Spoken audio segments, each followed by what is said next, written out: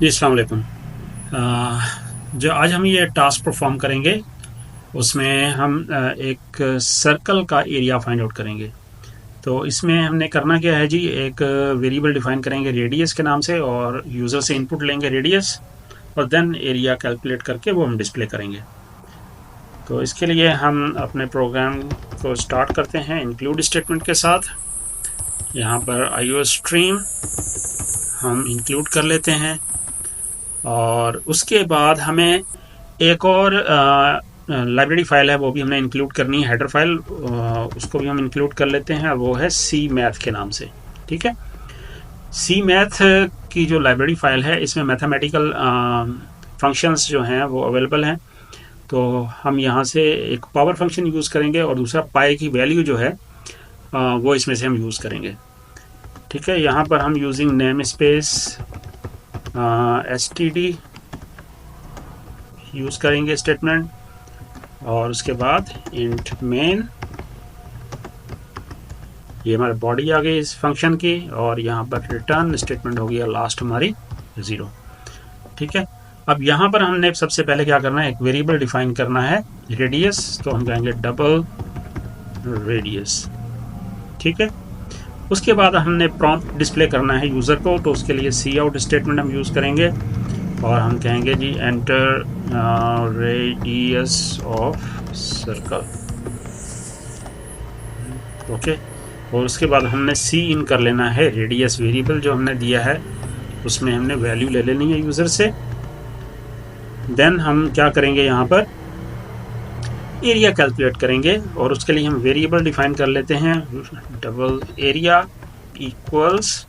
ठीक है, अब हमने यहाँ पर पाई की वैल्यू पुट करनी है। एरिया के जो फार्मूला क्या है सर्कल का एरिया फाइंड आउट करने का, pi into r square. So यहाँ पर हम पाई की वैल्यू पुट करेंगे by using the C math predefined जो उसका कांस्टेंट है वो हम यूज़ करेंगे। तो जो ये सी मैथ का जो प्री डिफाइंड कांस्टेंट है पाई के लिए वो क्या है जी, m _ पाई। ठीक है, ये प्री डिफाइंड कांस्टेंट है जो कि हमें पाई की वैल्यू प्रोवाइड करता है।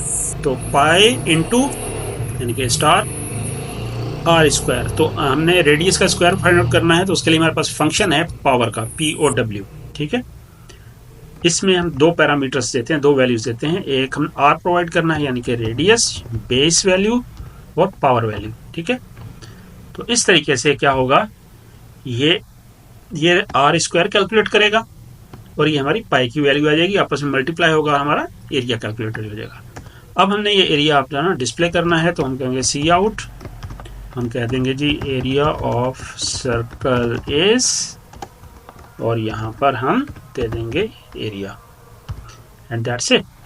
ठीक है, ये हमारी एक मिस्टेक बता रहा है, हमारी स्पेलिंग मिस्टेक है, यहाँ पर रेडियस स्पेलिंग है हमारी RDIUS। ओके, तो ये हमारा प्रोग्राम हो गया डन। अब हम इसको करते हैं कंपाइल। हम जाते हैं टर्मिनल, न्यू टर्मिनल पे और यहाँ से हम कहते हैं जी G++ lab1, हमारी फाइल का नाम है lab1 task4। ठीक है, .cpp -o आउटपुट के लिए हम यूज़ कर रहे हैं और आउटपुट फाइल का नाम देंगे हम यहाँ पर lab1 task4। ठीक है, एंटर प्रेस किया, फाइल हमारी कंपाइल हो गई, डन हो गया। अब हमने इसको करना है एग्जीक्यूट, तो उसके लिए ./ और हमारी एग्जीक्यूटेबल फाइल का नाम lab1 task4। एंटर किया, अब हमसे यहाँ पर रेडियस मांग रहा है, हम रेडियस कह देते हैं जी 4.5 और जैसे एंटर प्रेस करेंगे तो ये हमें बता रहा है area of circle is 63.6173 and that is exactly perfect. Okay, so this is all about this task.